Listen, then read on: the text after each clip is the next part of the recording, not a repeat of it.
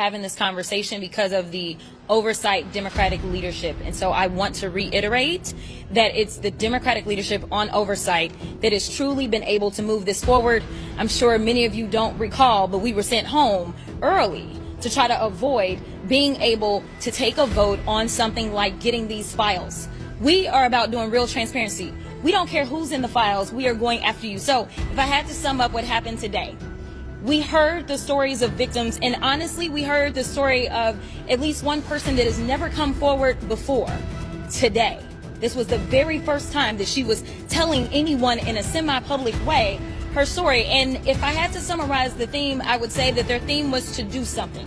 It is probably the theme of the American people in general right now when it comes to government, is that they want us to do something. So yes, we have the roundtable, but they actually want to see some action.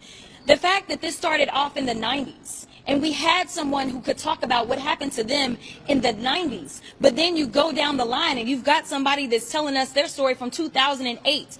These failures led to years and years of abuse that did not have to take place. And so the reality is this. Some think that this is all over, and some think that nothing else is going on. But if there was ever a RICO case, it would have been the Epstein case. So how we went from something that should have been RICO because of how sophisticated of a system this was, and this wasn't just one little sick old man that was doing stuff, but there were so many layers, whether we're talking about the banks that were involved, whether we're talking about those that worked for him, that helped him, whether we're talking about the monster known as Maxwell, and that's exactly how y'all need to refer to her. She is a monster. She is not a victim. So let me tell you, I want some action items to come out of this, because for once we somewhat look like we're bipartisan in the oversight committee. Number one, we need answers. We need answers on why it is that Maxwell was transferred from her current station or her former station in Florida down to Texas. We need to have an understanding, because everything that I heard today leads me to know that for sure she was all up and in and through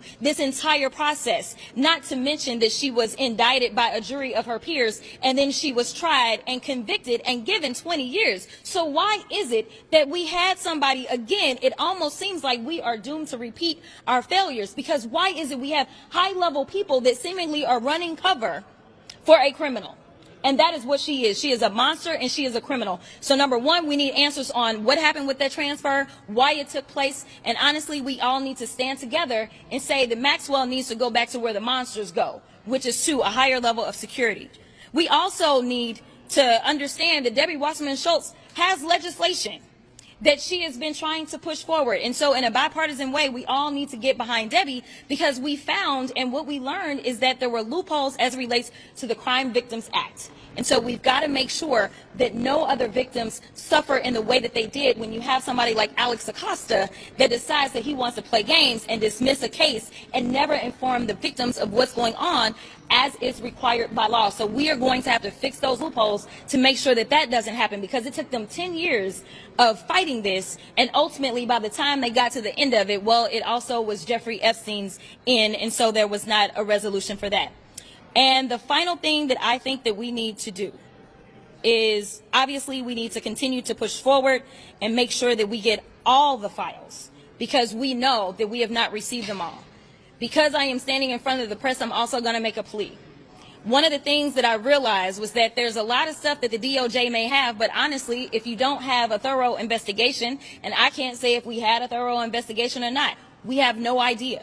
But the reality is that when you have investigators that go out and they collect information.